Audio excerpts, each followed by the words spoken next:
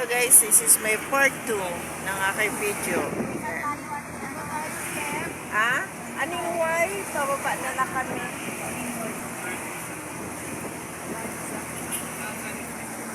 Kay Gong. Ay, kay Kong. Kong. Kay Kong Kong. Hello. Kong. Part 2. Let's go guys. Yan na. Ito na yung pupunta ng doon natin madadaanan ay labas tayo ng Prada. So, pato-pato pa rin. Okay guys, so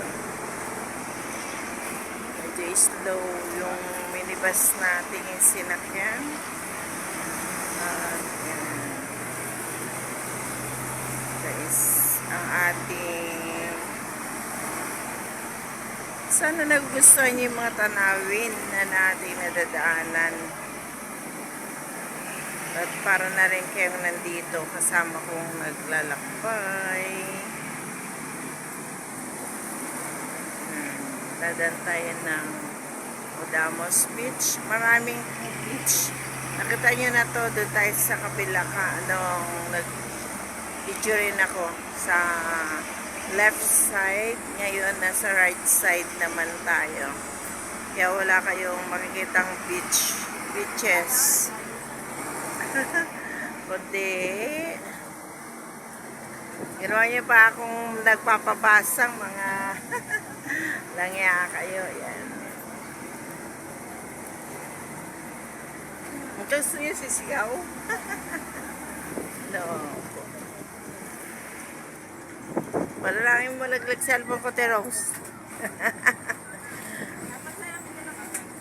Ha? Ano na? Pero ko doon lalaglag. Eto, hawak mo na nga eh.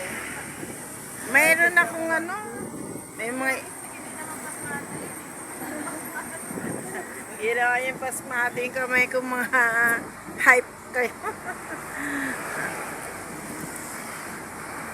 Nagluloko ako ng mga kasama ko guys.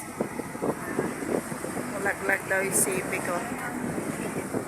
Yan, sarap lang hangin. Sana lagi na kami nakasakay.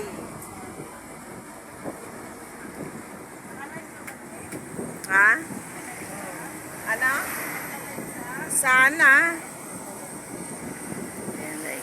Wala akong ano eh. Wala akong nakalimutan ko magpa-load. 50 yun, kaya na yung YouTube. Guys, ang ganda. So, dito madadaanan natin yung Savers appliances ng Pareto. Okay, so dito, pag gusto nyo mamili, mura lang. At dito naman yung medical center. Nag-open na pala sila uli. Ulticare Medical Center. Yan. Bago na ang pangalan. Okay, so ito. Ayan. Ha? Oo. Yan guys. Ano lang yan? Pharmacist. Anong... second year nga lang, swerte nga lang yung mga nag-second year na pharmacist. Graduate na agad. No, noon pwede, ngayon hindi na pwede. 164 guys. Yan. Ito yung 164 ng mga police, Olongapo City Police Station Office. Yan. Sa loob niyan, maraming mga detainee na nakapalood dyan. Yan guys, so yan. Marami siyang mga detainee. Ito ay coffee shop. Coffee shop. So guys,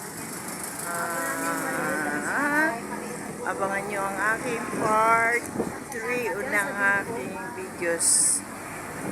Yan, yun natin alam kung lang part abutin. Yan na guys, so ito na guys. So for now, bye bye.